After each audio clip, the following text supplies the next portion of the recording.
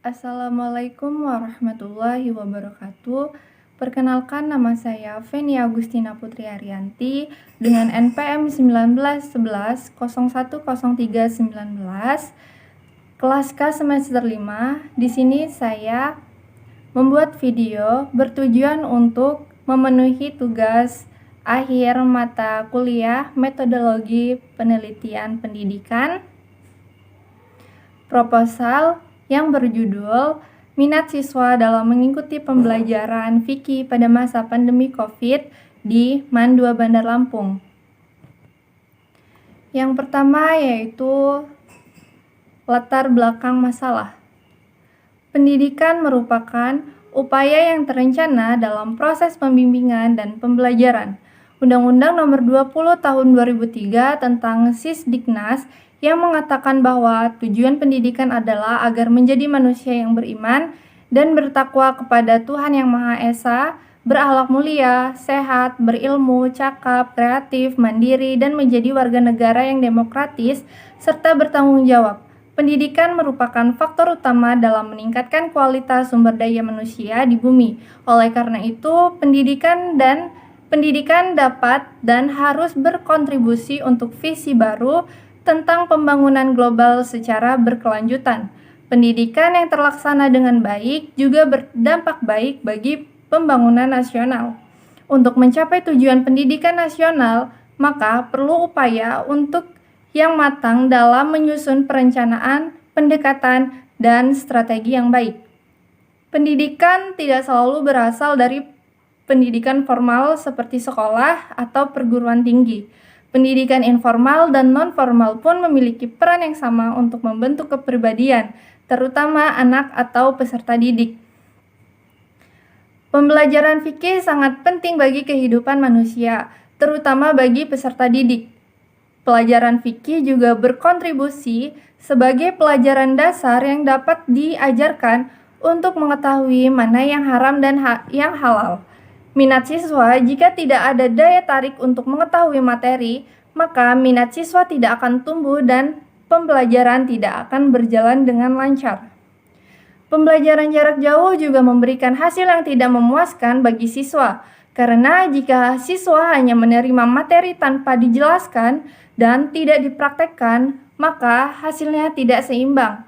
Pendidikan merupakan usaha untuk menumbuh kembangkan potensi sumber daya manusia dalam aktivitas operasional kependidikan oleh tenaga pendidik yang tugas utamanya mengajar. Sedangkan belajar merupakan perubahan dalam kepribadian diri seseorang sebagai suatu pola pada reaksi baru yang berupa percakapan, sikap, kebiasaan, kepandaian, dan suatu pengertian.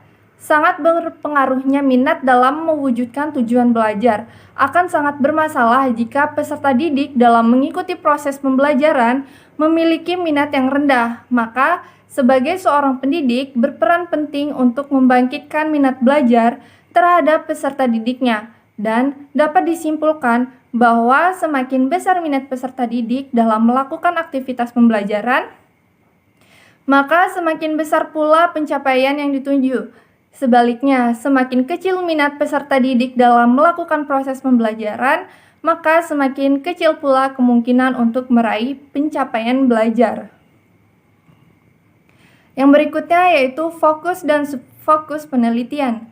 Dalam penelitian ini, pembahasan mengenai minat siswa dalam mengikuti pembelajaran fikih di MAN 2 Bandar Lampung yang dilaksanakan di MAN 2 Bandar Lampung. Adapun yang dijadikan objek ialah siswa MAN 2 Bandar Lampung.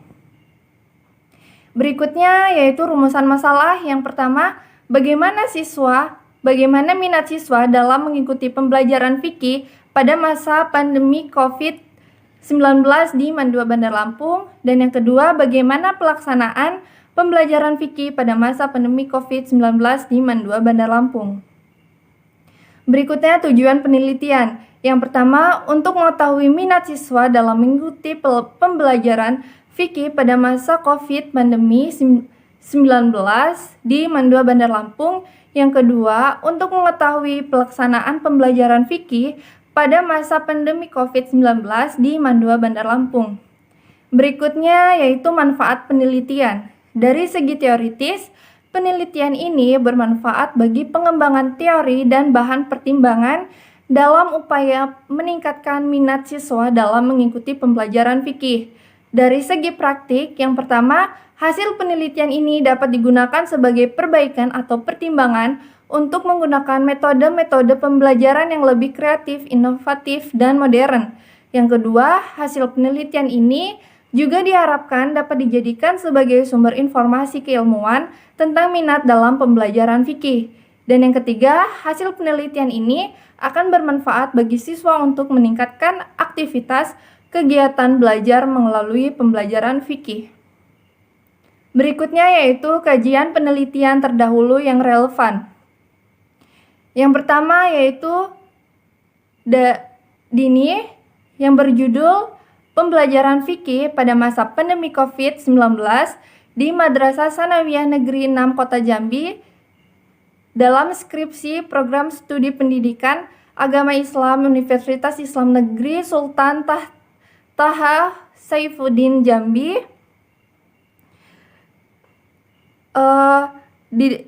Di dalam skripsi tersebut membahas tentang proses pembelajaran fikih pada masa pandemi. Persamaan dalam penelitian yang peneliti lakukan ialah membahas tentang proses pembelajaran fikih pada masa pandemik.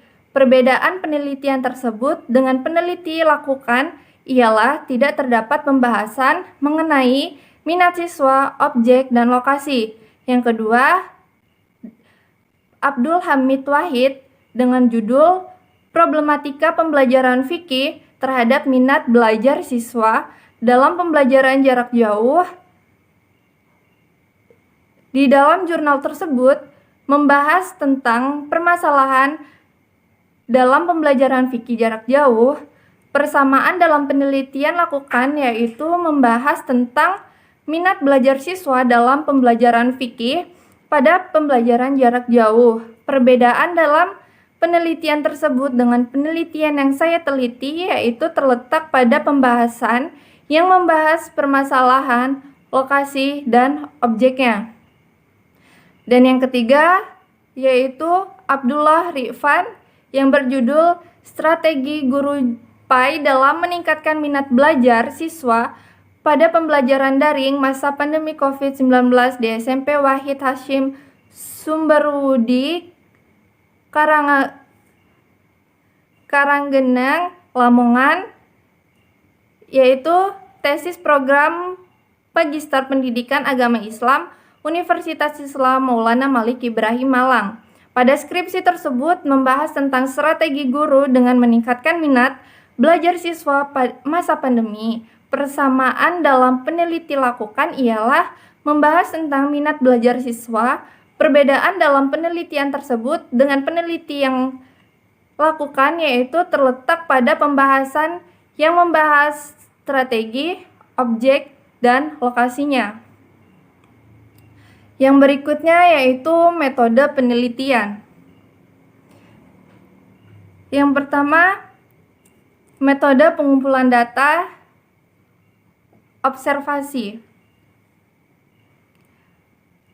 Nasution dalam bukunya menyatakan bahwa observasi adalah dasar ilmu pengetahuan sebagaimana misalnya para ilmuwan hanya dapat bekerja atau melakukan penelitian berdasarkan data yaitu fakta mengenai dunia kenyataan yang diperoleh melalui observasi. Observasi adalah metode penelitian mengamati secara langsung dan pencatatan secara sistematis terhadap objek penelitian. Adapun jenis teknik observasi ada 3 bagian. Yang pertama, observasi partisipan. Dalam hal ini peneliti terlibat langsung dan ikut serta dalam kegiatan-kegiatan yang dilakukan oleh subjek yang diamati. Yang kedua, observasi non-partisipan. Dalam hal ini, peneliti berada di luar subjek yang tidak diamati dan tidak ikut dalam kegiatan-kegiatan yang mereka lakukan. Yang ketiga, observasi non-sistematik. Peneliti telah membuat kerangka yang membuat faktor-faktor diatur terlebih dahulu. Metode ini penulis menggunakan observasi non-partisipan, di mana penelitian hanya mengamati dan tidak terjun langsung atau mengikuti kegiatan-kegiatan yang mereka laksanakan. Metode observasi ini digunakan untuk mengetahui strategi yang digunakan dalam pembelajaran fikih melalui belajar online di masa pandemi. Mengamati keadaan siswa dalam melaksanakan proses belajar mengajar melalui belajar online mendukung kegiatan dan terciptanya proses belajar mengajar, serta mengamati faktor pendukung dan penghambat dalam kegiatan yang berlangsung melalui belajar online di rumah. Yang kedua yaitu interview. Interview atau wawancara adalah proses tanya jawab dalam penelitian yang berlangsung secara lisan dalam 2 orang atau lebih bertatap muka mendengarkan secara langsung informasi-informasi atau keterangan-keterangan. Ada beberapa macam interview, yaitu interview struktur, semi struktur, dan tidak struktur. Ditinjau dari pelaksanaannya, penulis menggunakan metode interview semi struktur, di mana dalam pelaksanaan lebih bebas untuk tujuan dari wawancara jenis ini yaitu menemukan permasalahan secara terbuka, di mana pihak-pihak yang diajak wawancara dimintai pendapat dan ide-idenya. Penelitian ini penulis ditunjukkan kepada siswa guna memperoleh penjelasan mengenai minat siswa dalam mengikuti pembelajaran fikih melalui belajar online di masa pandemi di Mandua Bandar Lampung. Yang berikutnya yaitu dokumentasi. Dokumen merupakan catatan-catatan peristiwa-peristiwa yang sudah berlalu atau lampau. Dokumen bisa dalam bentuk tulisan, gambar, atau karya-karya monumental dari seseorang yang memiliki ketertarikan dalam penelitian. Dokumentasi yang berbentuk tulisan misalnya catatan sejarah, kehidupan, berita, biografi, peraturan-peraturan, kebijakan-kebijakan. Dokumentasi yang berbentuk gambar, foto, gambar hidup, sketsa, dan lain-lain. Sedangkan dokumen yang berbentuk karya, misalnya karya seni yang dapat berupa gambar, film, dan lain-lain.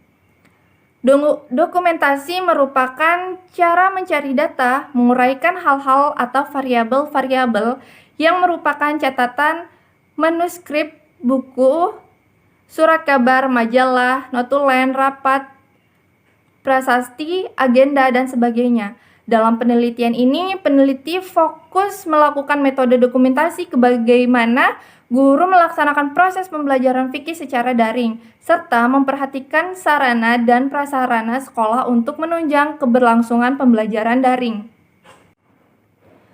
Yang berikutnya yaitu teknik analisis data. Yang pertama, data reduction atau reduksi data.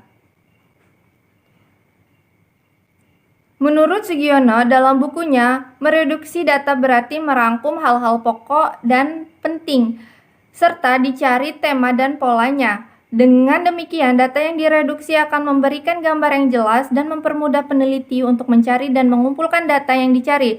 Dalam penelitian ini, hasil dari wawancara akan direduksi dengan cara digolongkan sesuai dengan kategori dalam aktivitas komunikasi, pemasaran berupa merancang pesan, memilih saluran media atau komunikasi, dan menentukan bauran komunikasi pemasaran terintegrasi. Kemudian hasil wawancara tersebut peneliti gabungkan wawancara dokumentas dengan data. Setelah digabungkan antara hasil wawancara dan dokumentasi, peneliti akan membuang data yang dianggap tidak diperlukan dalam penelitian ini. Mereduksi data berarti merancang hal-hal pokok dan penting, atau bisa juga berarti berani mengumpulkan data yang dikumpulkan dari data wawancara dan dokumentasi, lalu data yang tidak diperlukan peneliti dapat membuangnya jika dianggap tidak diperlukan. Yang berikutnya, yang kedua yaitu data display atau penyajian data. Display data atau penyajian data adalah kegiatan yang mencakup mengorganisasi data dalam bentuk tertentu sehingga terlihat sosoknya lebih utuh. Display data dapat berbentuk uraian naratif, bagan diagram, alur, dan lain sejenisnya atau dalam bentuk lain-lain.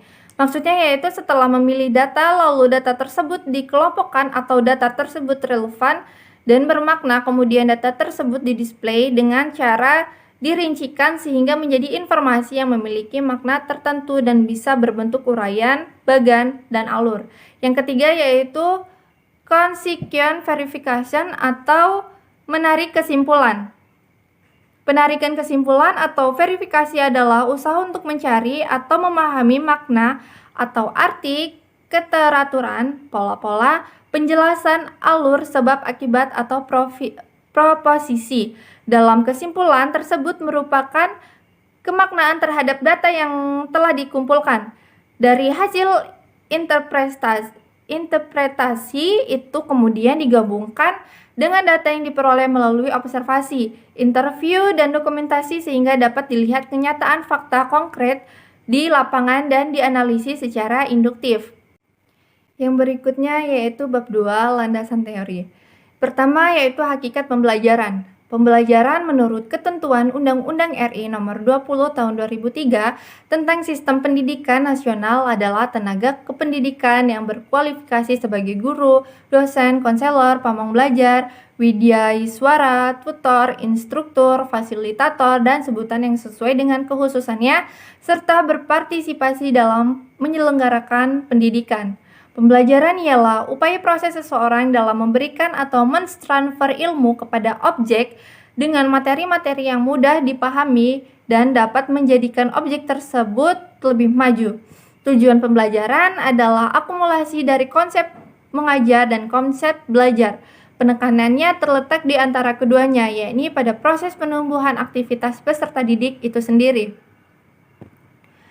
Yang kedua yaitu pembelajaran fikih.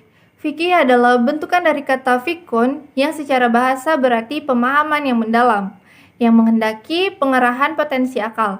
Pembelajaran fikih yaitu proses belajar mengajar yang dilakukan secara sadar, terarah, dan terencana yang di dalamnya terdapat pembahasan mengenai hukum-hukum Islam dan aturan-aturan serta tata cara ibadah kepada Allah Subhanahu wa Ta'ala.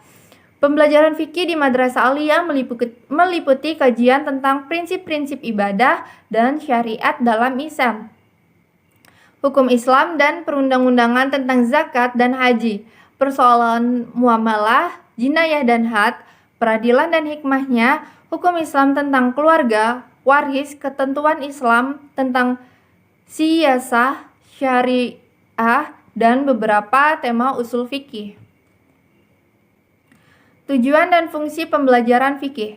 Pembelajaran fikih diberikan dengan visi untuk mewujudkan manusia yang bertakwa kepada Allah Subhanahu wa Ta'ala dan berakhlak mulia, serta bertujuan untuk menghasilkan manusia yang jujur, adil, budi pekerti, etis, saling menghargai, disiplin, harmonis, dan produktif, baik personal maupun sosial. Pembelajaran fikih juga diharapkan dapat menghasilkan manusia yang selalu berupaya menyempurnakan iman, takwa, dan akhlak, serta aktif membangun peradaban yang keharmonisan kehidupan, khususnya dalam memajukan peradaban bangsa yang bermartabat.